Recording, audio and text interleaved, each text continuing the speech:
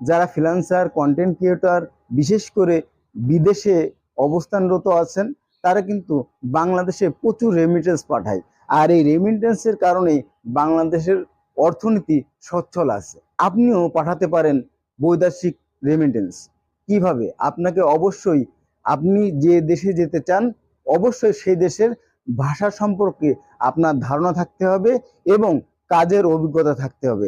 তাহলে কিন্তু আপনি বিদেশে গেলে অবশ্যই উপরওয়ালা যদি আপনার তকদির ভালো কিছু করে থাকে, আপনি ভালো টাকা বাংলাদেশে পাঠাতে পারবেন। এজন্যই শিখতে হবে কাজ, যেতে হবে প্রবাস, তবে সেটা বিশ্বস্ত মাধ্যমে।